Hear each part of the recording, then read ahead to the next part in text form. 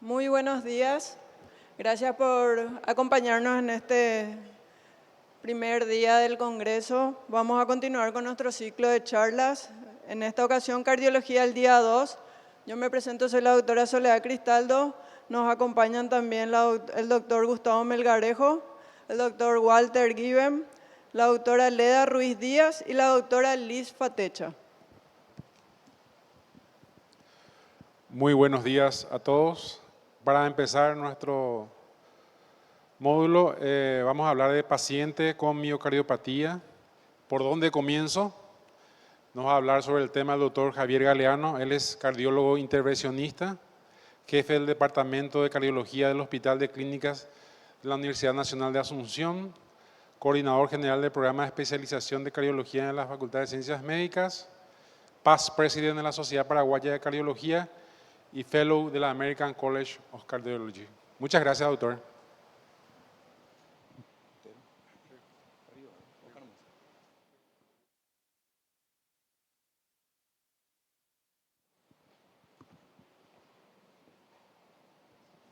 Muy buenos días. Realmente para mí es un gran placer y un gran honor poder compartir con ustedes en este Congreso de la Sociedad Paraguaya de Medicina Interna. Realmente estoy gratamente sorprendido por la enorme concurrencia y el nivel de las exposiciones. Muchísimas gracias nuevamente a toda la comisión directiva por la invitación. Vamos a abordar un tema bastante, no muy frecuente realmente, pero importante desde el punto de vista del conocimiento y del manejo de estas patologías. Y vamos a abordarlo desde diferentes aspectos.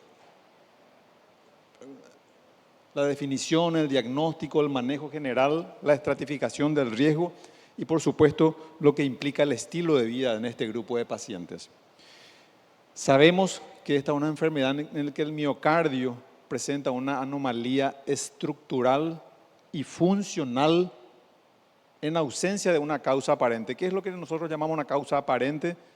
Que no tenga hipertensión arterial, que no tenga una enfermedad coronaria subyacente, que no tenga una valvulopatía aórtica, por ejemplo, que justifique una hipertrofia o alguna cardiopatía congénica que podamos atribuir esa anomalía del funcionamiento o esa anomalía estructural. Hay varios tipos actualmente que están clasificándose, reclasificándose nuevamente, fundamentalmente desde el advenimiento de los marcadores genéticos, pero los más clásicos y en los cuales vamos a ahondar un poquito más van a ser por frecuencia la hipertrófica y la dilatada. Tenemos también la no compactada, la restrictiva, la ritmogénica, que anteriormente lo poníamos como solamente del VD, pero hoy en día sabemos que también pueden tener compromiso del VI.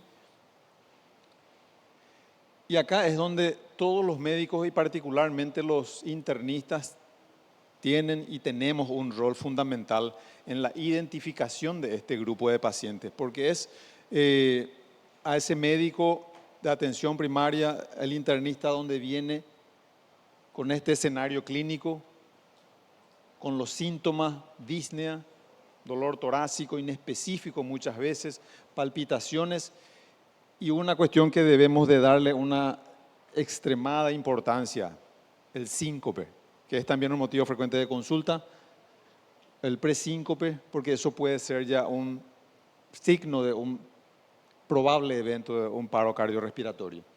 Por supuesto, hallazgos incidentales, el electrocardiograma, muchas veces podemos estar frente a un electrocardiograma normal, otras veces con algunas alteraciones, un examen físico, por lo demás también normal, y en algunos casos algunos soplos si tenemos gradientes. Y por supuesto, ahí entramos en lo que llamamos la caracterización morfológica o funcional. Y estos rasgos morfológicos, ¿qué implican? ¿Cómo está ese ventrículo? ¿Está hipertrofiado? ¿Está dilatado? ¿Tiene algún grado de cicatriz? Y por supuesto, el tipo de disfunción que tiene. ¿Hay una disfunción sistólica o hay una disfunción diastólica? Y en este proceso evaluativo entramos en lo que llamamos una ruta diagnóstica, donde partimos de esta sospecha, y esta sospecha se ahonda o se profundiza cuando en el interrogatorio tomamos o vemos la pregunta clave: ¿hay antecedentes familiares de enfermedad cardíaca, fundamentalmente en pacientes jóvenes y por otra parte también que tengan algún antecedente de muerte súbita, lo cual debe ser subrayado y remarcado en rojo específicamente. Por supuesto, vemos el fenotipo, como dijimos, y todos los otros parámetros que vamos a ir viendo a lo largo de la charla.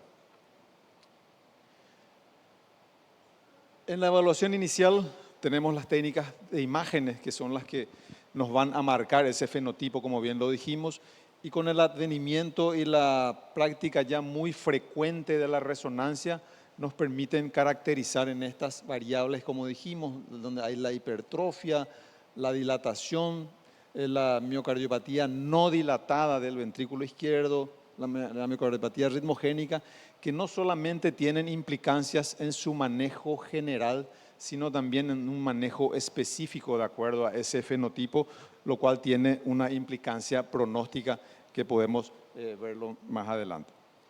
Acá vemos en la hipertrófica lo que tenemos es el aumento del espesor de la pared del ventrículo, en la dilatada una dilatación con una disfunción global o puede ser segmentaria o a veces una dilatación aislada del VI.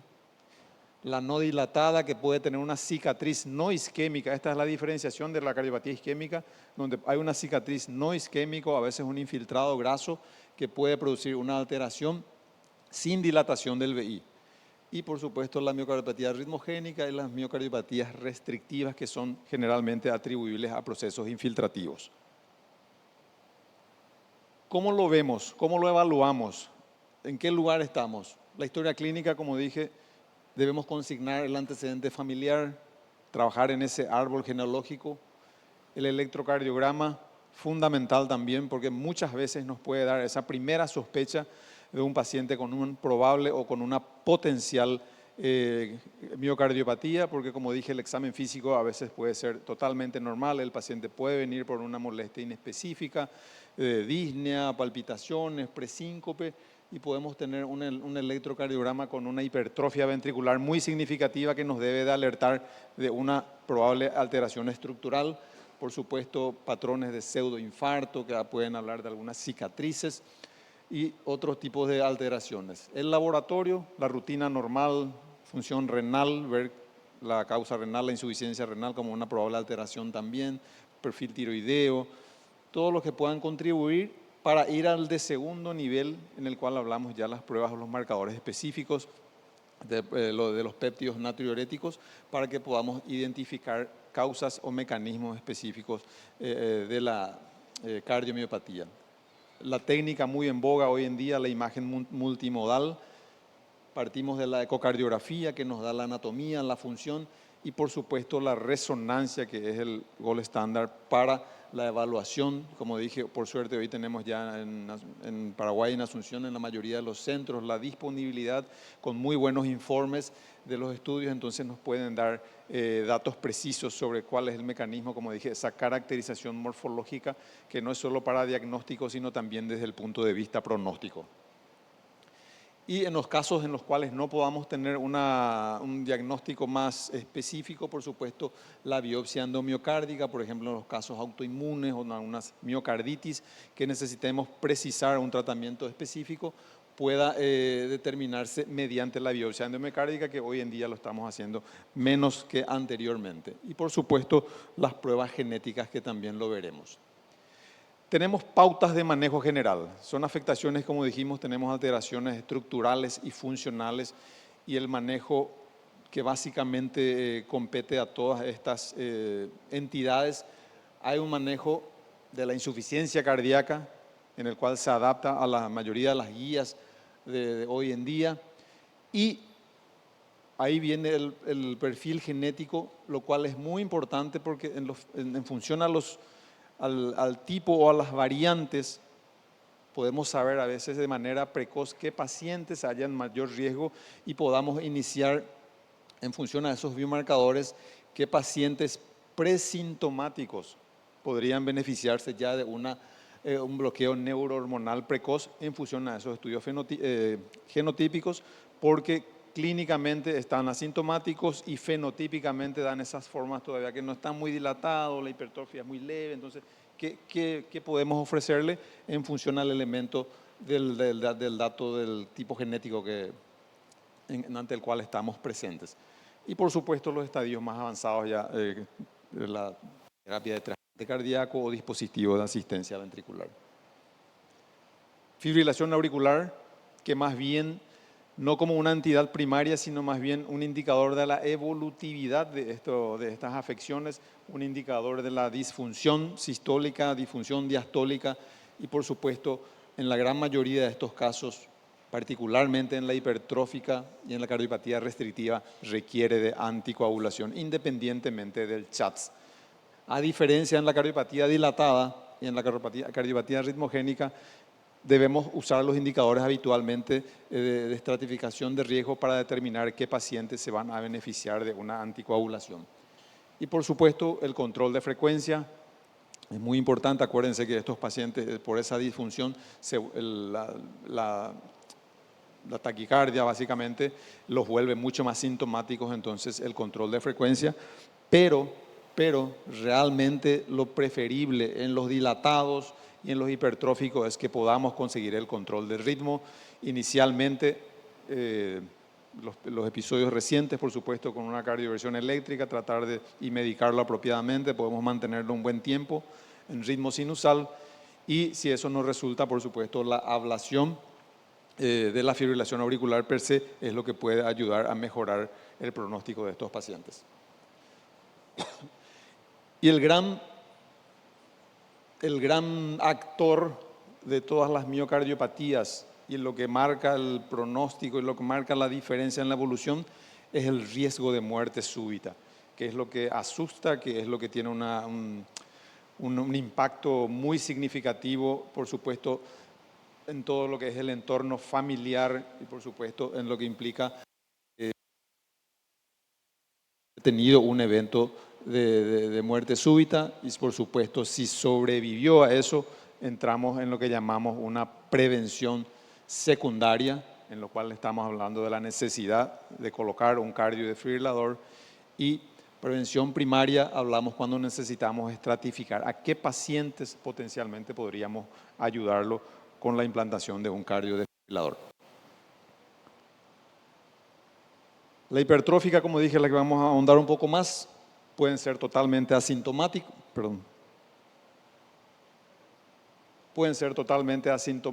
pueden tener episodios de presíncope, pueden tener disnea por algún tipo de obstrucción del tracto de salida. ¿Y qué es lo que nos interesa? Diagnosticarlo. Y eso como lo vemos por ese espesor de la pared, más de 15 milímetros, fundamentalmente si no es un paciente hipertenso con un renal crónico que tenga una hipertrofia concéntrica, que no tenga una valvulopatía o una estenosis aórtica que justifique eso. Y por supuesto, identificar mediante la ecocardiografía si no hay obstrucción al tracto de salida del ventrículo izquierdo, que también es un marcador de riesgo en este grupo de pacientes. Y la resonancia magnética, acuérdense también, 15 y 15. Importantísimo para ver qué paciente está en mayor riesgo. No solamente para diagnosticar, porque a veces con la ecografía tenemos la sospecha, encontramos esos valores limítrofes a veces, pero con la resonancia podemos determinar exactamente en qué lugar está localizada la hipertrofia, cuál es el grosor máximo, qué implicancia tiene y por supuesto este grado de fibrosis que es, recalco, extremadamente importante desde el punto de vista pronóstico dentro de los scores que manejamos actualmente. Acá tenemos un caso nuestro, 35 años, masculino, vino por disnea, no conocido hipertenso, factor muy importante, no diabético, sin otro factor de riesgo, presión normal, o sea, no podemos atribuir su cuadro clínico, digamos, encontramos un pequeño soplo aórtico 2/4, eso fue el único hallazgo. Y por supuesto un paciente que viene por disnea, por más que sea joven, tiene que ser evaluado. ¿Y qué encontramos? Este electro súper patológico. Y muchas veces las personas quieren atribuir esto directamente a problemas coronarios. No está mal pensar tampoco en eso porque es una situación en la cual podemos confundir, por supuesto. Y entonces entramos en este camino que lo llamamos en las miocardiopatías de la ruta diagnóstica. Tenemos una presentación en un paciente joven de un cuadro bastante frecuente, un motivo de consulta, como dije, de todos los clínicos, que es la disnea, falta de aire, sin mayores factores de riesgo, pero con un electro muy patológico que estamos obligados a interpretar y por sobre todo a evaluar, a completar esta ruta diagnóstica para ver qué patologías tiene este paciente. Por supuesto, primera medida surge un ecocardiograma. ¿Y qué es lo que encontramos acá? Esta la doctora Gladys nos va a explicar con lujo de detalles. Con la resonancia también, acá tenemos un septum enorme, la resonancia a una hipertrofia difusa y acá podemos ver, esto es la parte dinámica. Ahí podemos ver una bruta hipertrofia septal que por supuesto esto no podemos atribuir a hipertensión, no podemos atribuir a una estenosis aórtica, sino es un predominio septal muy importante y entonces cambia ese electrocardiograma que vimos inicialmente. No podemos decir que sea un problema coronario. Por supuesto pueden haber concomitancias de situaciones, pero en este caso es muy obvio el diagnóstico de una cardiopatía hipertrófica y por supuesto esto fue a resonancia y todo el diagnóstico completo. Siguiente. ¿Qué es lo que hacemos en este manejo que dijimos? General, si el paciente está sintomático, si no hay fibrilación, controlarlo, anticoagularlo, si es que hay, ¿verdad? Y si no hay, en este caso había obstrucción del tracto de salida, entonces cuando hay obstrucción del tracto de salida, ¿qué hacemos? Tenemos que desobstruirlo básicamente, entonces ¿de qué manera? Tenemos la técnica quirúrgica y la técnica de ablación por alcohol. Y en el caso de la función ventricular, cuando la función está buena, los beta bloqueantes, diuréticos, a bajas dosis, esto es muy importante, a bajas dosis, este paciente lo secamos de más y el paciente se vuelve más sintomático, empeora. Y por supuesto, si el paciente tiene un deterioro de la fracción, como dijimos al comienzo, el manejo habitual de las guías de la insuficiencia cardíaca. Los beta bloqueantes hay que tratar de dar la máxima dosis tolerada. Y acá tenemos, esto es por atrás.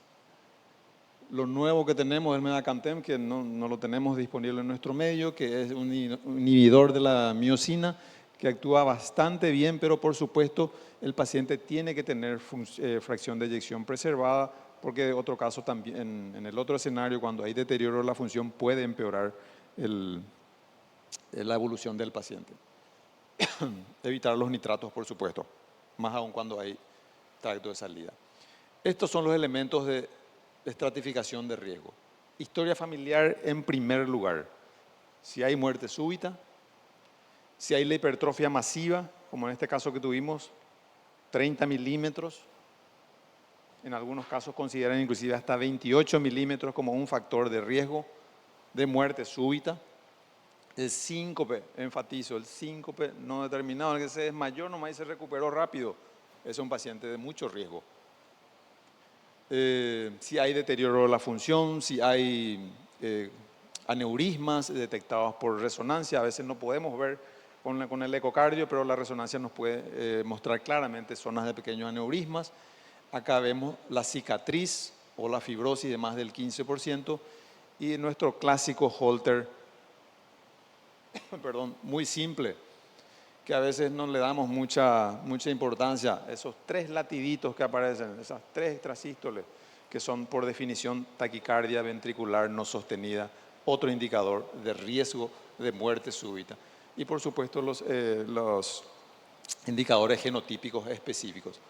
En función a eso, si tenemos uno solo de estos casos, tenemos un riesgo de alrededor del 4% año de muerte súbita y podemos considerar un DAI clase 2B y si tiene 2 o más tenemos ya un riesgo de más de 6% año y tenemos que indicar un cardiodefibrilador como prevención primaria antes que se presente el evento.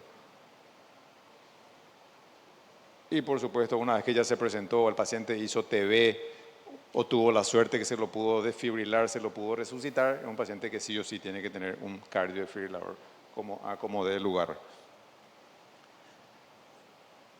Unas palabritas de la dilatada, que es la otra situación más frecuente. Generalmente aparecen como bloqueos de rama izquierda, un QRS bastante ensanchado. Primer signo de alarma viene izquierda, porque es rama izquierda, no derecha. Y algunos síntomas, una placa de tórax, puede haber cardiomegalia, o sea, pequeños datos que nos van a ir sumando para que podamos hacer esa estructura dentro de esa ruta diagnóstica que dijimos, de esas caracterizaciones.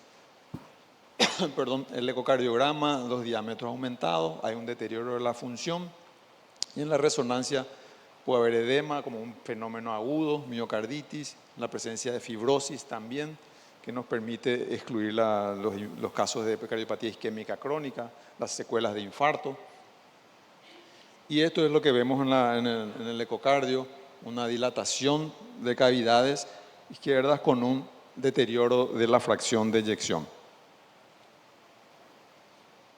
Pero no todas las dilatadas son de origen genético, algunas son de infecciosas, tóxicas, déficits nutricionales, desequilibrios, periparto, que solemos verlo.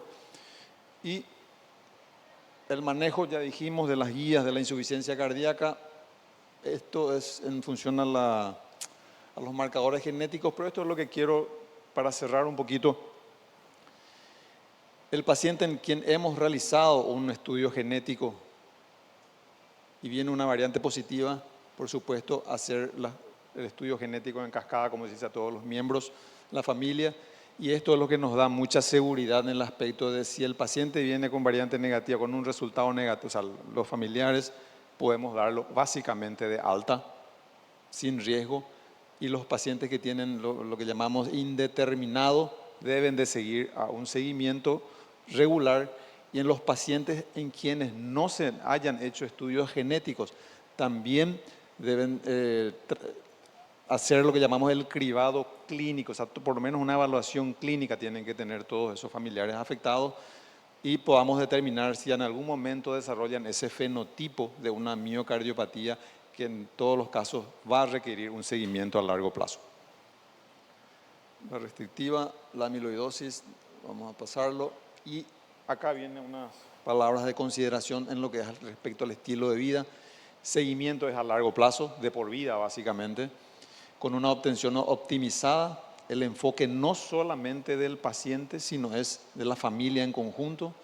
Y las familias que han identificado una variante genética se deben ofrecer pruebas genéticas en cascada para poder determinar otros miembros afectos y podamos hacer estrategias de prevención, apoyo psicológico, por supuesto, asesorar patologías hereditarias antes de la concepción, esto es muy importante para mujeres, y los pacientes deben someterse a una evaluación individualizada para la actividad física. No está prohibido en todos, pero tenemos que evaluarlos de manera, como dice, individualizada.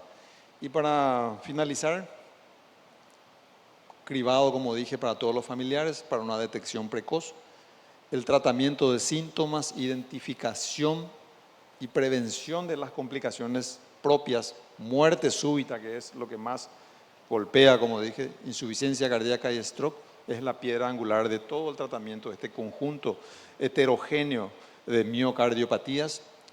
Requieren un seguimiento de por vida, como dije, de tal modo a detectar cambios en los síntomas, eventos adversos, deterioro de la función o alteraciones del ritmo, fundamentalmente arritmias ventriculares, y electro y eco cada 1 o 2 años de acuerdo a la evolución. El Holter ya hablamos, y por supuesto la reevaluación con la resonancia cada periodo de 2 a 3 años. Muchas gracias.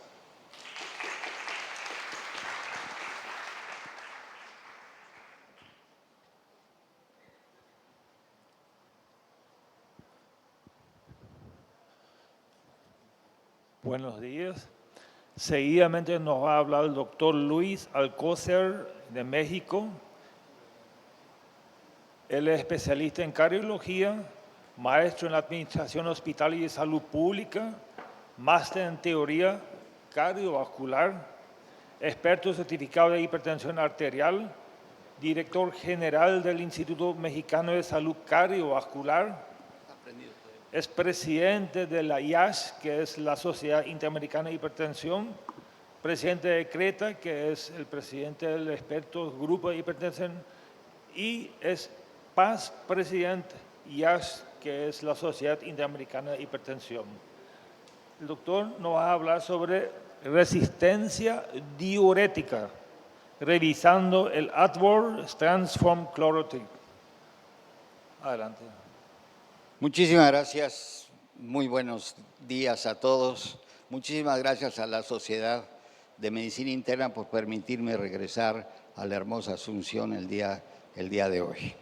Bueno, vamos a hablar de falla cardíaca. Hablar de falla cardíaca hasta hace 50 años era facilísimo. Hablamos de falla cardíaca desde hace 250 años prácticamente, desde que Whitering describe a la digital. Durante esos 200 años primeros, pues era muy sencillo. El paciente, si no está hinchado, si no le falta el aire, pues está compensado si tiene una cardiopatía y se acabó el problema. Y si está hinchado, le falta aire, pues manejémoslos con medicamentos. Al principio digital, diuréticos espantosos en aquel entonces, diuréticos mercuriales, que todavía a mí, porque soy muy viejo, me tocó manejar. Llegaba yo con mi dinosaurio a la escuela de medicina y les poníamos diuréticos mercuriales. Pero todo era muy sencillo. El paciente se deshinchó, dejó de tener falta de aire, pues está compensado y adelante. Ahora sabemos que el 100% de esos pacientes que se compensaron se mueren al término de 5 años. Al término de 5 años no hay uno solo vivo de ese tipo de pacientes. Hemos evolucionado muchísimo en el conocimiento de la falla cardíaca y fíjense ustedes que este es un fenómeno muy característico de la medicina moderna. Uno diría, como ha aumentado el conocimiento, tenemos mejores tratamientos. En este caso, por ejemplo, la insuficiencia cardíaca. Pues curiosamente ha resultado al revés. Como se descubrieron por serendipia una cantidad de medicamentos extraordinariamente útiles para falla cardíaca, pero que fueron diseñados para otra cosa, hemos aprendido mucho sobre falla cardíaca. Quiero exhortarlos a que piensen siempre un poco más profundo, y esta es una de las cosas cómo debemos de ver la situación. Bueno, la congestión es parte de la insuficiencia cardíaca y esta es una nueva pandemia. Decimos que la insuficiencia cardíaca hay cerca de 65 millones de personas en el mundo y sus tasas mortales anuales todavía siguen siendo de 21 al 36%. Sigue siendo un problema mayor, de alguna manera oculto, y de una manera oculto porque lo vemos de una manera muy sencilla. O sea, es como les decía yo al principio, pues así se entiende, se agita o no se agita, está hinchado o no está hinchado, está bien o está mal. La congestión es algo que precisamente habíamos tomado como la manifestación fundamental de las molestias y como que será lo importante. El paciente tiene congestión. En aquel entonces hablábamos de insuficiencia cardíaca derecha o izquierda. Izquierda si tiene disnea, tos, expectoración. Derecha si está hinchado, hepatomegalia y ingurgitación yugular. Y se acabó. Y esta congestión, decíamos, pues es una cosa absolutamente mecánica. Sube la presión de llenado del ventrículo del izquierdo o del derecho, aumenta la presión dentro de las aurículas y esto aumenta la presión hacia atrás y eso es lo que produce la congestión. Resulta ser que la congestión es un problema muchísimo más complejo, como sucede con la mayoría de las cosas en biología y en medicina. Es muchísimo más complejo de lo que pensábamos. Y pues es además el principal motivo de hospitalización de insuficiencia cardíaca, y la hospitalización en insuficiencia cardíaca es la parte más cara desde el punto de vista humano y desde el punto de vista económico de la falla cardíaca. El paciente acude al hospital muchas veces al año y esto aumenta los gastos tremendamente, produce grandes problemas y tiene un pronóstico fatal. Y además predice esto que en algún momento llamábamos la fase vulnerable hospitalaria. Se da de alta al paciente, se le resolvió el problema de la falla cardíaca aparentemente y tiene una fase vulnerable en que vuelve a regresar a los 2 o 3 meses al hospital o se muere. Y esto se debe fundamentalmente a que teníamos un conocimiento muy superficial de la congestión. Ya no está hinchado, ya bajó de peso, ya no está con disnea, se acabó la congestión. Fíjense que no. Por lo menos más de 1/3 y cerca de la mitad de los pacientes que damos de alta en el hospital, porque ya se supone que se cumplió o se resolvió el problema de la congestión, siguen con congestión, y esta congestión es lo que los rehospitaliza y de alguna manera los mata. La congestión pasa por 3 fases muy importantes, que es esta congestión, fase de congestión, fase de la congestión en los órganos y la congestión clínica. O sea, esta fase de, digamos, hemodinámica es la que habíamos descrito y conocíamos muy bien. Después, esta congestión en los órganos es algo que resulta a veces un poco fuera del radar de la clínica común y corriente. Si esperamos que hablar de congestión hepática porque el hígado rebasa el borde costal, estamos muy mal.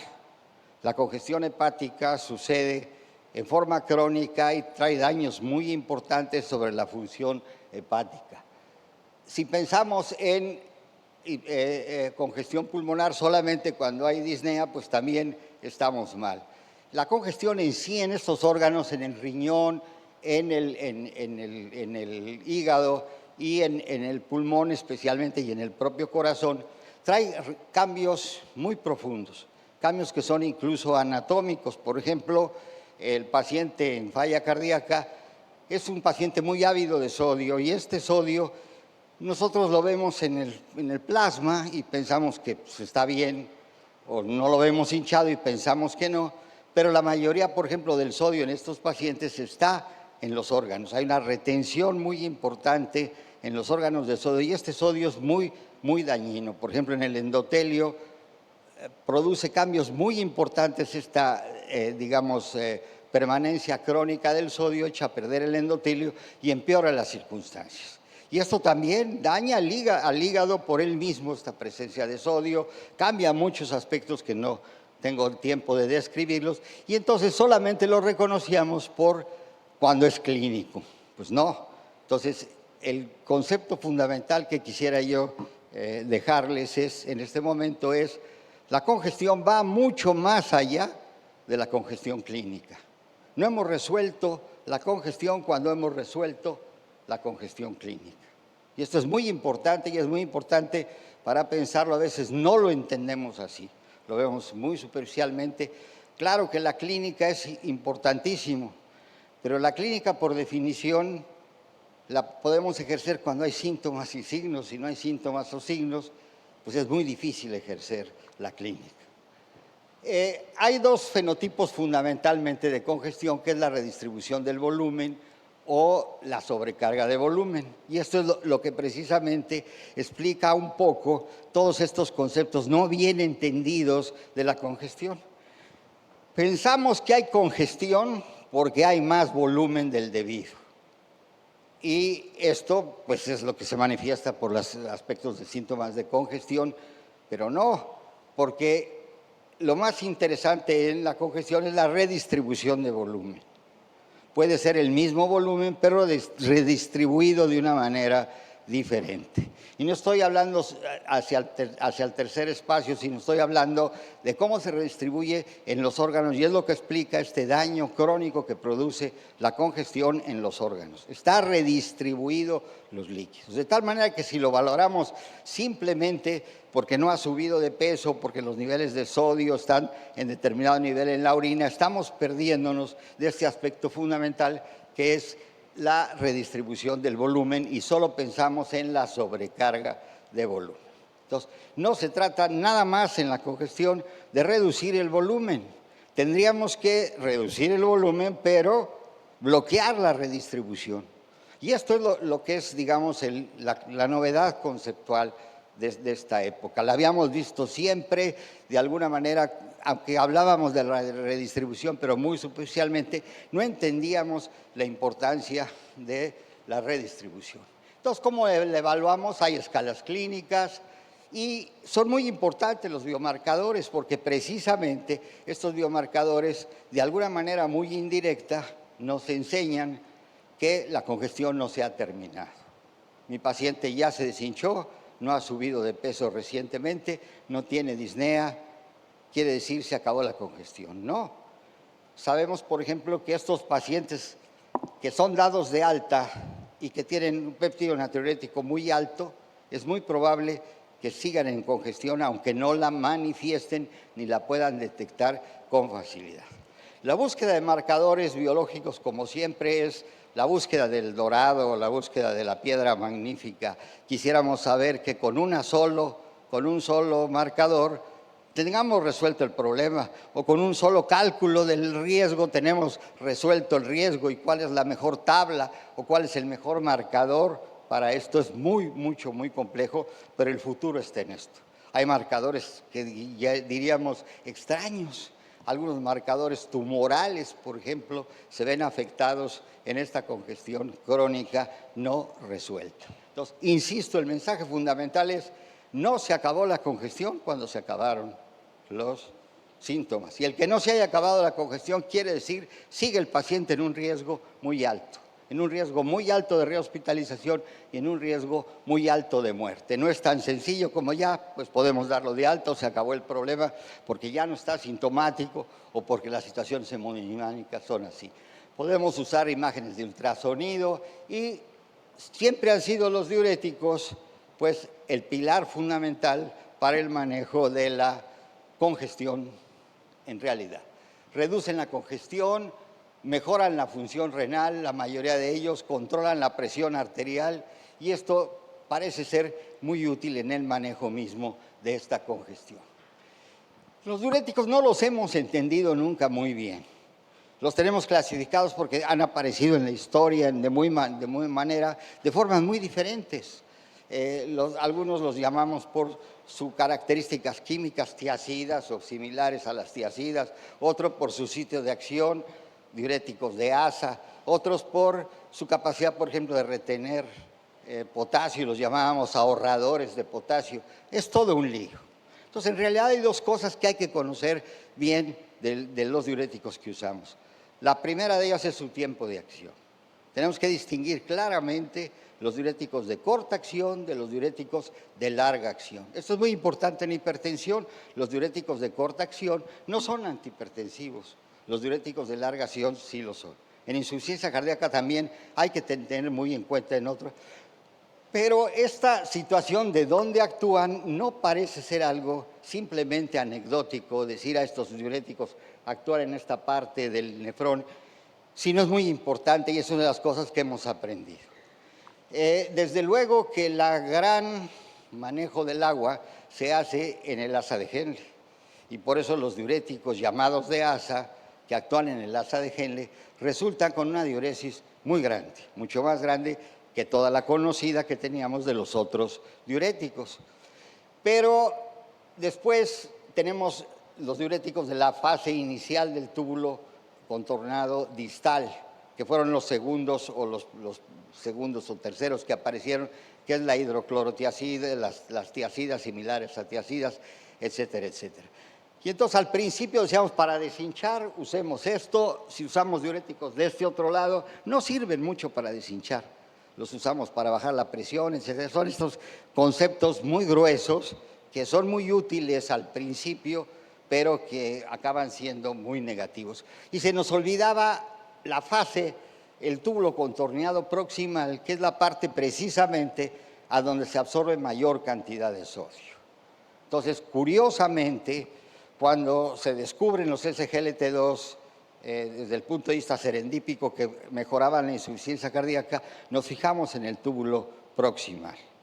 En este túbulo proximal es a donde actúan los SGLT2 y hacen un ajuste todavía no muy bien entendido de esta pérdida de sodio que mejora fundamentalmente la situación. Y en este túbulo contorneado proximal también hay un diurético que fue salvado también por serendipia, que es la acetazolamida. La acetazolamida hubiera desaparecido del mercado hace muchísimos años si no fuera porque los oftalmólogos, sin mucha ciencia, lo usan para el manejo del glaucoma. Gracias a eso lo tenemos vivo. Entonces ahora contamos con estos medicamentos, son diuréticos de ASA, diuréticos tiacídicos o similares, inhibidores de la anidrasa carbónica y inhibidores del SGLT2. Con un manejo correcto de estos diuréticos, podemos combatir no solamente el manejo inadecuado del sodio, el manejo de los líquidos, sino también muchas cosas referentes a la redistribución. Entonces, ¿cuál es la estrategia que tenemos frente a la congestión? Primero, pensar en ella. Segundo, verla con mucho respeto. No desapareció porque dejó de molestar. Esto es muy humano. Si dejó de molestar, ya no existe. No, ahí está.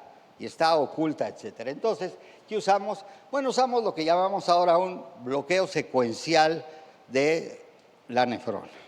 Empezamos con un diurético de ASA. Este diurético de ASA es furosemida porque es el que tenemos más a la mano. Pues, hay la toracemida, no sé si la tengan aquí en Paraguay. Pensamos en un tiempo que había sido una desgracia porque desapareció de México. Después vamos a ver que la desgracia es relativa. Y entonces empezamos con la furosemida oral, un gramo por kilo de peso en general. Si no hay una respuesta diurética adecuada, duplicamos la dosis de furosemida. Y si no funciona la furosemida, entonces nos vamos secuencialmente hacia otra parte del nefrón. Y lo segundo que aumentamos es los tiacídicos. Aumentamos un tiacídico que lo hacemos desde los años 80 describimos nosotros que los tiacídicos podrían resolver buena parte de la resistencia a los diuréticos. Los usamos desde hace mucho tiempo y no sabíamos realmente si servían o no. Y contamos también con la posibilidad de bloquear el túbulo contorneado proximal.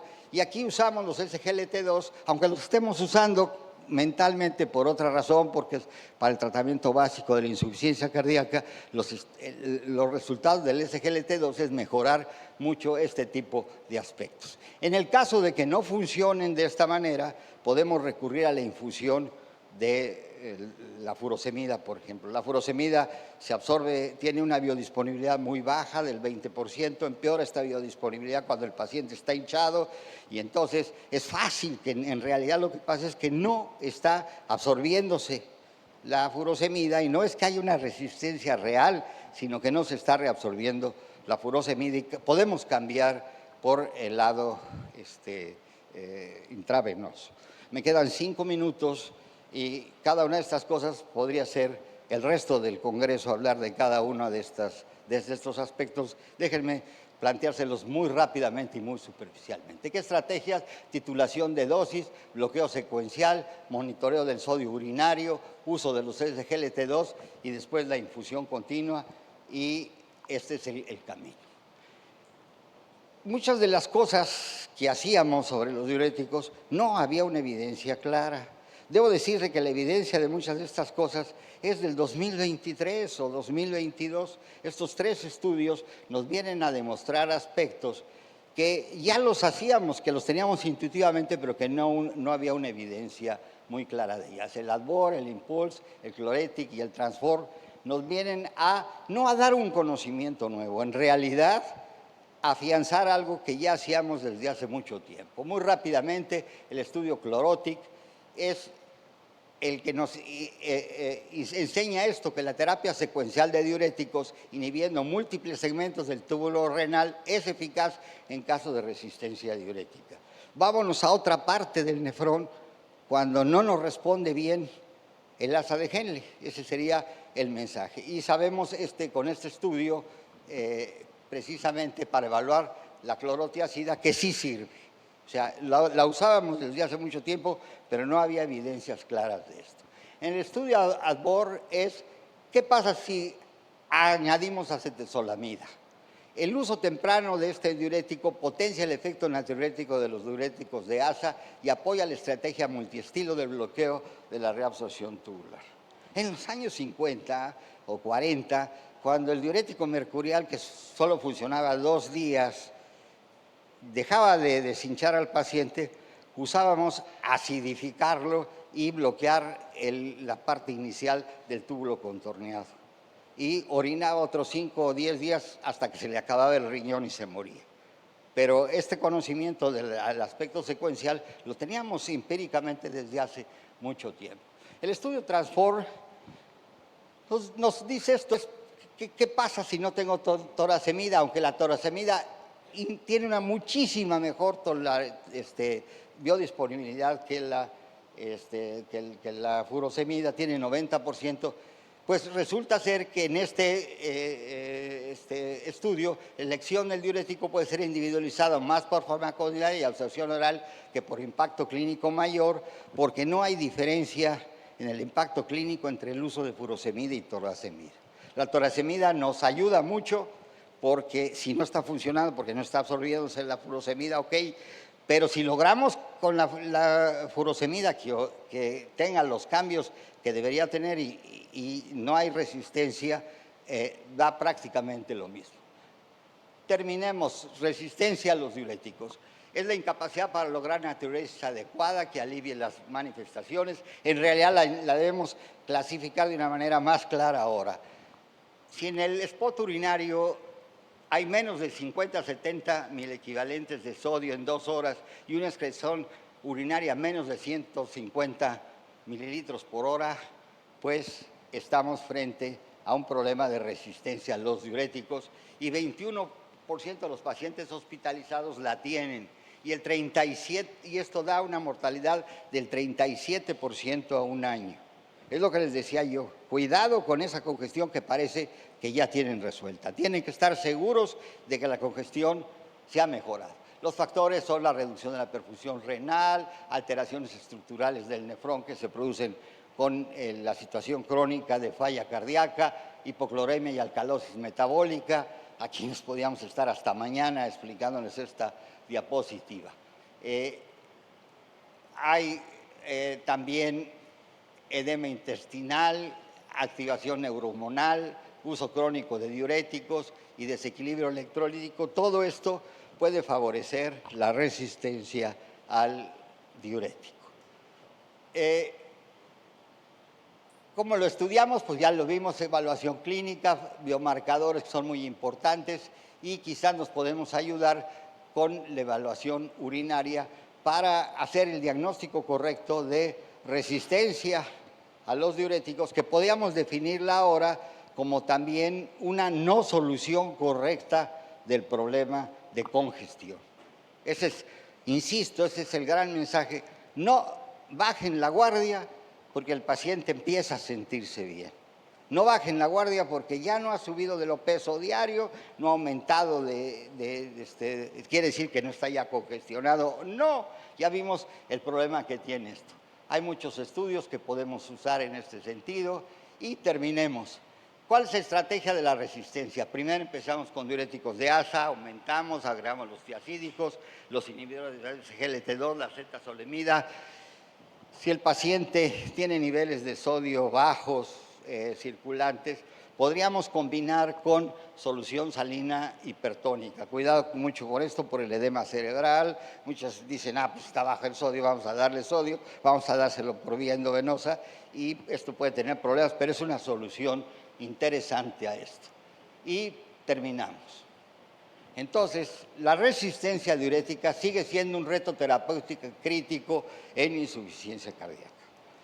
Porque también podíamos hablar de esta resistencia cuando no hemos resuelto realmente el problema de la congestión. Porque lo que tenemos para la congestión es fundamentalmente el uso correcto de los diuréticos. Entonces, el concepto más ampliado sobre resistencia es, está orinando bien, no hay ningún problema, pero sigue congestionado. Y esto es lo que podíamos hablar de resistencia. Estos estudios recientes pues nos vienen a aclarar muchas de las cosas que ya hacíamos y la combinación racional de diuréticos y un enfoque personalizado en el manejo son ahora el nuevo estándar.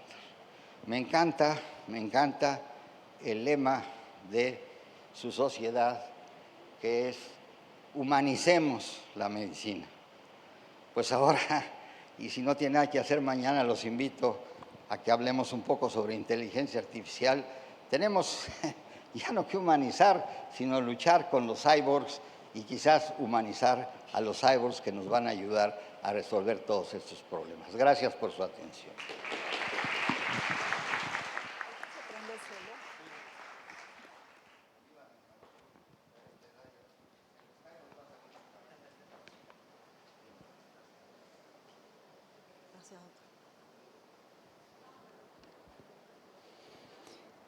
Invitamos al doctor José María Fernández Rodríguez. Él es médico internista. Su tema es fibrilación auricular en el paciente pluripatológico. El doctor pertenece al staff del Hospital Universitario de la Comunidad de Asturias. Es máster en riesgo cardiovascular, revisor de las revistas médicas de endocrinología, diabetes y metabolismo, de la revista Medicina Diabética, Tórax y de la revista española Clínica. Gracias. Muchas gracias. Muchas gracias a la organización por invitarme y especialmente a Jesús. Para mí es un placer estar aquí, aunque acabo de llegar justo ahora mismo. En primer lugar, les pido disculpas porque yo tengo un Mac y hay 3 diapositivas que me parece que se mueven un poco y simplemente se las explicaré. Bueno, pues yo voy a hablar un poco de la anticoagulación en el paciente complejo. Entonces, ¿qué es lo primero que tenemos que saber en cuanto a factores de riesgo para fibrilación auricular? Tenemos una serie de factores hereditarios que no podemos modificar, como pueden ser el sexo, como puede ser la edad, como puede ser la raza, y otros modificables como puede ser la obesidad, como puede ser la hipertensión, como puede ser la diabetes, etcétera, etcétera. Cuando miramos y estudiamos cada uno de ellos, ¿cuál es el factor principal para tener fibrilación auricular? Clarísimamente la edad. Prueba de ello es este estudio, se llama el estudio Ofrece, ya tiene 10 años, en el que se veía que la prevalencia en España de fibrilación auricular en la población por entre 80 y 89 años estamos en el 17,7% de la población. Sin embargo, en el subgrupo de edad entre 70 y 79 estábamos en el 9%. ¿Qué nos dicen las últimas guías de fibrilación auricular con respecto al diagnóstico? Necesitamos un electro de 12 derivaciones y, por consenso, se necesitan 30 segundos en fibrilación auricular. Pero cada vez tenemos más dispositivos que nos pueden ayudar a detectar una probable fibrilación auricular. Por ejemplo, el Apple Watch nos puede ayudar, pero luego todo eso tenemos que comprobarlo con esa tira de fibrilación auricular en 30 segundos. ¿Qué nos dicen las últimas guías? Las últimas guías nos cambian a la hora de evaluar el riesgo cardioembólico y en vez de hablarnos del CHA2-VAS con el sexo como último ítem a tener en cuenta, nos lo retiran y nos hablan de CHA2-VAS sin más. Y a la hora de ver el riesgo hemorrágico, lo que tenemos es el Hasbled, pero nos dice las guías, esto no te tiene que condicionar que no anticoagulemos al paciente. Tratamiento global. Ellos utilizan el acrónimo CARE. Vamos a tratar las comorbilidades con especial hincapié en la obesidad, vamos a evitar los eventos cardioembólicos, vamos a reducir la sintomatología y todo esto tenemos que evaluarlo de una forma periódica. ¿Qué más nos dicen? Todo paciente con CHA2-VAS de 2 hay que anticoagular, pero aquellos que tienen una miocardiopatía hipertrófica obstructiva, que hace un momento se habló de ello, o amiloidosis, no hace falta ni hacer el CHA2-VAS. Directamente hay que anticoagularlo. Cuando tenemos un CHA2-VAS de 1, es decisión individual. Y, por supuesto, los ACOS siempre antes que los antivitamina K. Si hacemos un poco cuál fue la evolución en los últimos años en España, lo que vemos es que, por ejemplo, en este estudio, en Lonavast, año 2017, tenemos pacientes con fibrilación auricular y estamos anticoagulando el 68%, pero, con antivitamina K el 81%. Prácticamente no habían penetrado los ACOS. Sin embargo, estos son datos publicados de este año, pero recogidos el año pasado, había una penetración, como ven en esta parte de aquí, del 55% de los ACOS, año 2024. Damos un paso más para allá y vemos que este año en España la penetración es del 71%, pero En Europa estamos hablando del 88% y en Alemania del 94%. ¿Qué pudo cambiar que en un año pasásemos del 55% al 72%? Simplemente el visado. Estuvimos distintos especialistas, de medicina interna estuvimos dos cardiólogos, negociando con el ministerio y pusieron un visado que era mucho más laxo, de tal forma que está penetrando muchísimo más. Pero, ¿qué hay, por ejemplo, en España? Tenemos este problema de la heterogeneidad.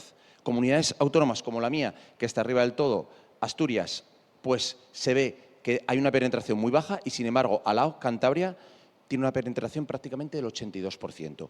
Y esto es algo que realmente estamos yendo en contra de las guías.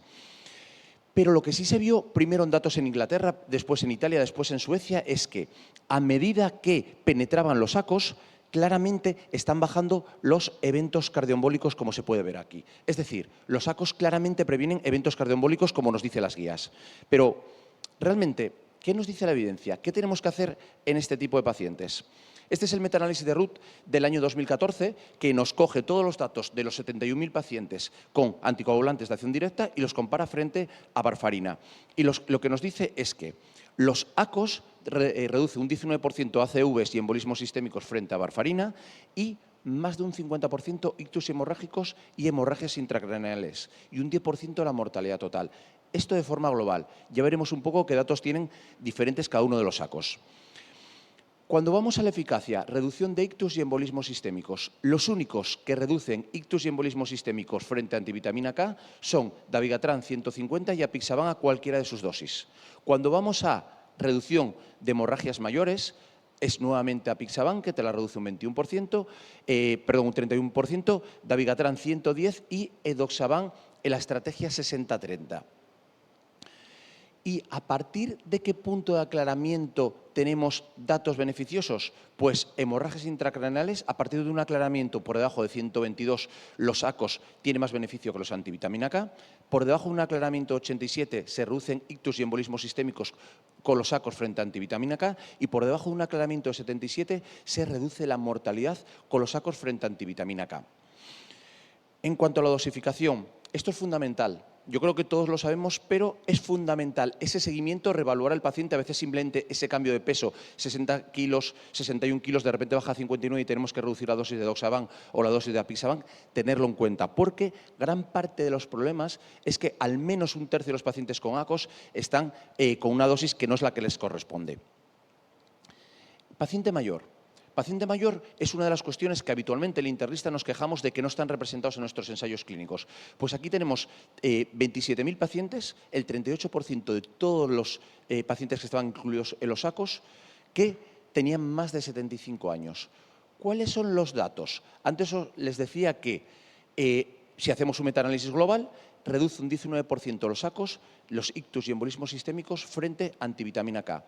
¿Qué pasa en el paciente mayor? Que lo reduce un 30%. Pero cuando vamos a las hemorragias, no llega a ser significativo lo que es la reducción, pero sí parece que hay dos anticoagulantes que reducen más las hemorragias. ¿Cuáles son estos? En pacientes mayores de 75 años son apixaban, que te la reduce un 33%, como pueden ver aquí abajo, y edoxaban, que te la reduce un 18%. Es decir, de forma global son más eficaces en mayores de 75 años, pero son más seguros solo apixaban y edoxaban. Y lo que se ve, que el beneficio clínico neto de anticoagular al paciente mayor es aún superior que a cualquier otra de las edades. Este es un estudio en vía real de Sergio Raposeiras, que publicó hace un mes un ensayo clínico, el DAPA-TAVI, en New England. Pues este cardiólogo en el año 2019 tiene ese estudio con pacientes de edad de 93 años, 1.750 pacientes. Están tratados 40% con ACOS, un 28% no tenían anticoagulación, un 30% y un 28% están con antivitamina K. ¿Y qué vio en estos pacientes mayores? Vio que los ACOS frente a antivitamina K y frente a no hacer nada te reducían la mortalidad y te reducían los eventos isquémicos, pero es que poner antivitamina K duplicaba frente a no hacer nada la hemorragia, pero poner ACOS no te aumentaba las hemorragias mayores frente a no hacer nada. Es decir, ¿son seguros en el paciente mayor? Sí. ¿Es el que tiene mayor beneficio clínico neto? Sí. Y lo comprobamos tanto en ensayos clínicos como en datos en vida real.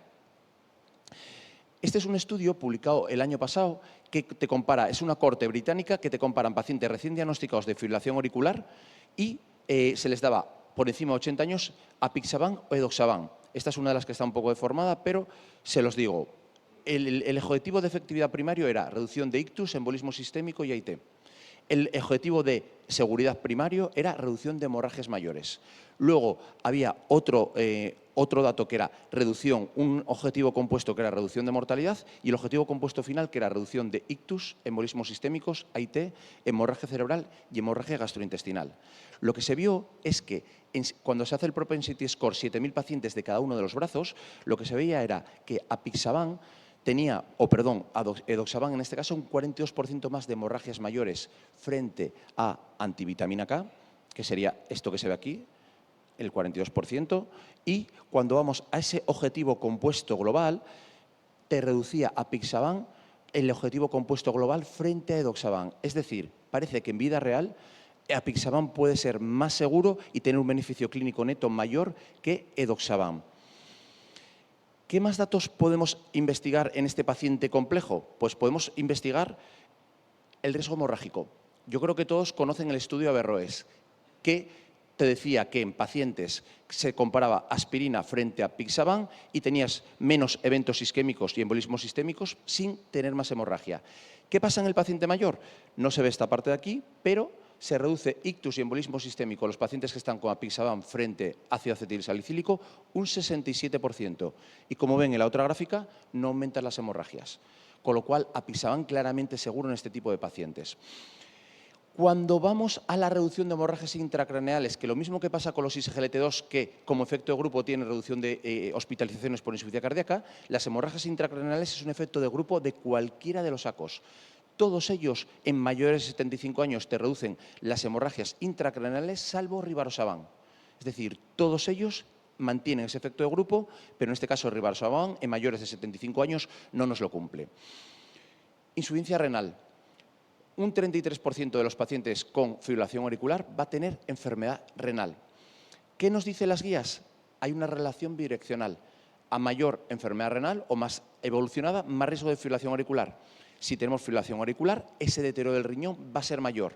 Estos pacientes van a tener más riesgo cardioembólico y más riesgo hemorrágico, con lo cual el cuidado que tenemos que tener ante ellos es muy superior.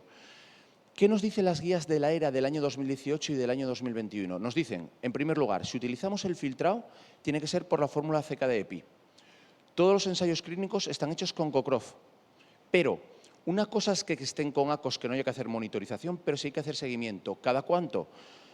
Miramos el aclaramiento y lo dividimos entre 10. Aclaramiento de 42 dividimos entre 10. Cada 4 meses tenemos que hacer un control de la función renal.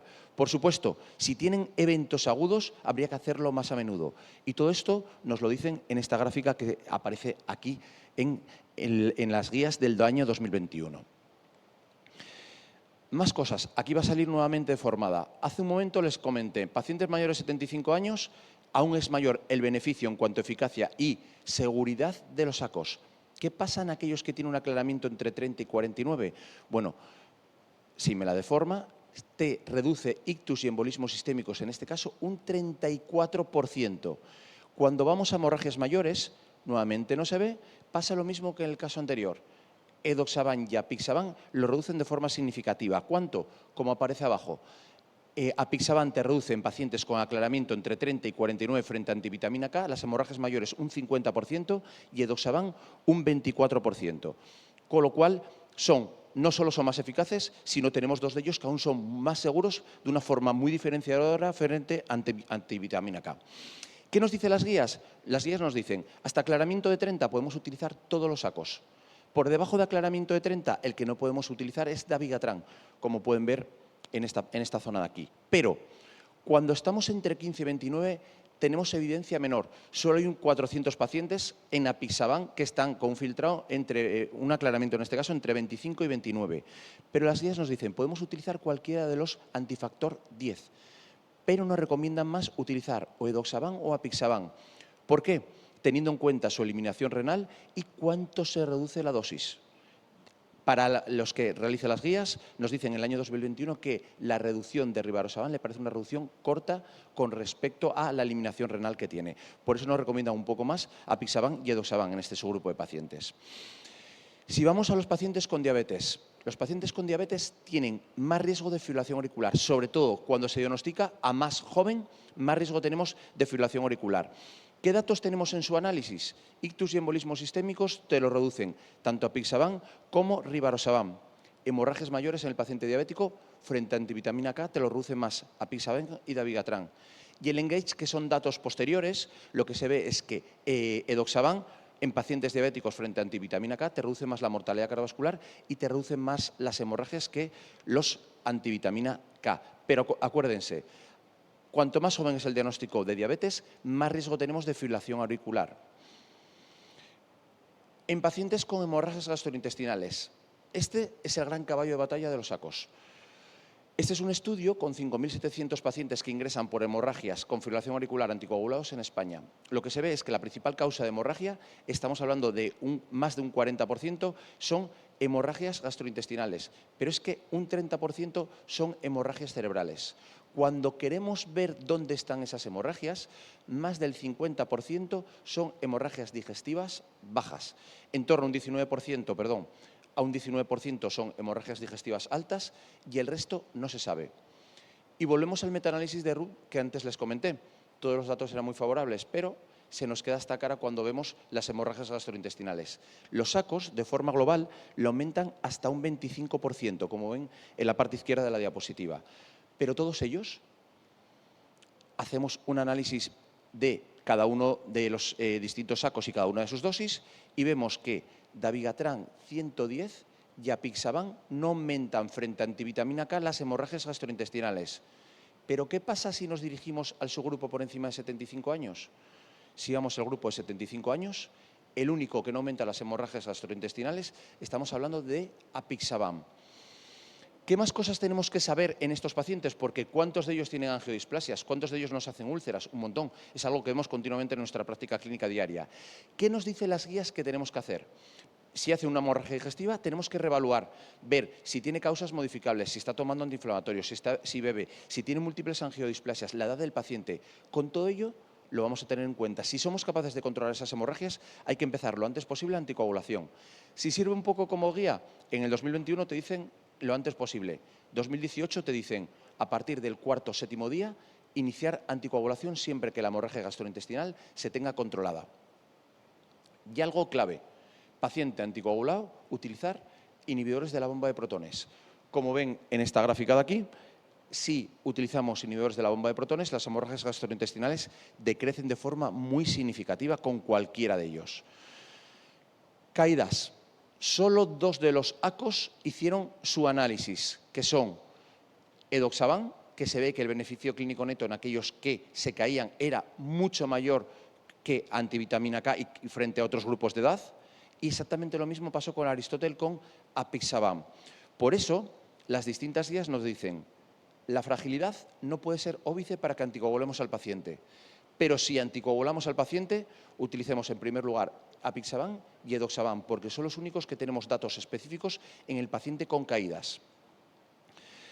Y fragilidad y demencia, ya para acabar.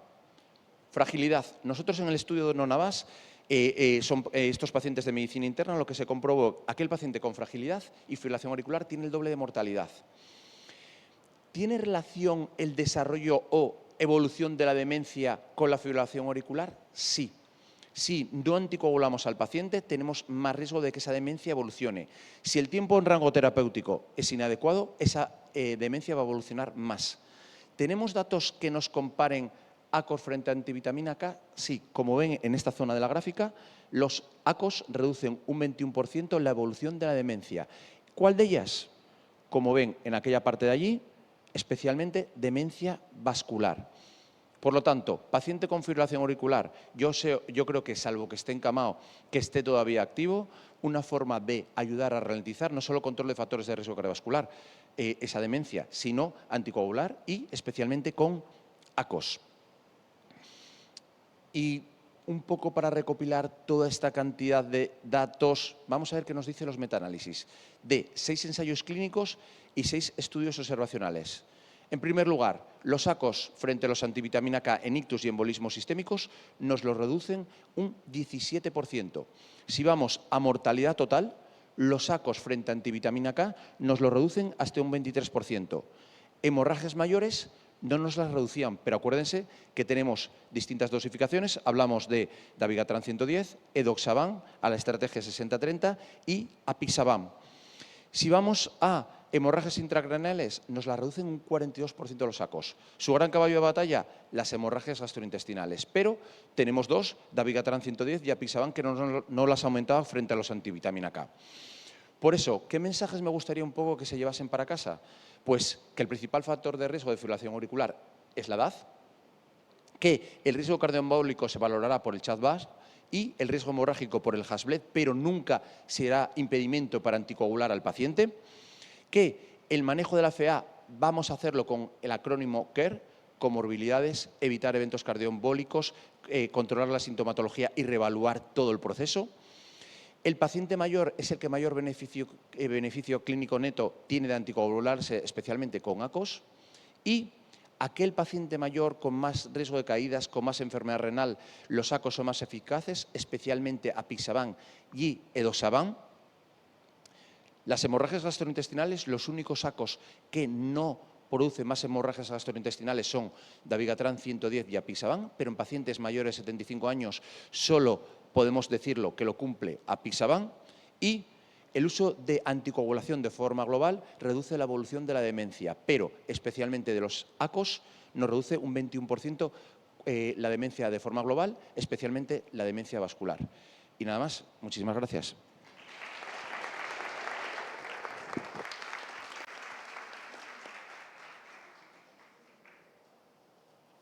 ¿Sí? Vamos a arrancar con las preguntas. Entonces, voy a iniciar. Para el doctor Javier Galeano, le quería hacer una pregunta. Consideramos entonces la resonancia una indicación clase 1 en caso de ventana subóptima según por la ecocardio para las últimas guías de manejo de insuficiencia cardíaca. Y para cardiomiopatía dilatada sería una indicación 2A, ¿verdad, doctor? Es lo que maneja. El beneficio en el escenario real es el que yo trato de interpretar con su charla. ¿Sí? Sí, te escucho. Ok, continúo entonces. Entonces, doctor Galeano, el beneficio real sería lo de poder analizar los diferentes fenotipos, ¿verdad? Y actuar en base a ello, por ejemplo, en el caso de tener una cardiomiopatía restrictiva, confirmarla, en caso de enfermedad de Fabry, por ejemplo. Yo creo que ahí estaría el beneficio y porque después no encontraría como dentro de lo que las guías están diciendo, ¿verdad? Porque manejar una indicación 2A, teniendo en cuenta que teniendo una eco, ¿verdad? Que sigue siendo clase 1, entonces el beneficio sería en la posibilidad de subclasificarlo en los fenotipos. Y sí, básicamente eso, como habíamos visto al comienzo de la charla, Liz.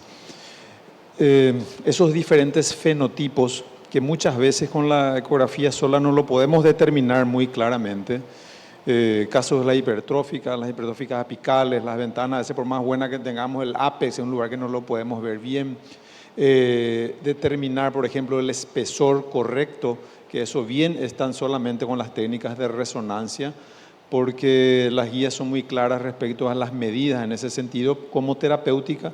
Y en el caso de los procesos ya infiltrativos, recálculo hipertrófico nuevamente, los grados de fibrosis que no lo podemos determinar por un método ecocardiográfico, tienen una importancia pronóstica demasiado importante. Entonces, la resonancia tiene un rol preponderante en el estudio de estos pacientes.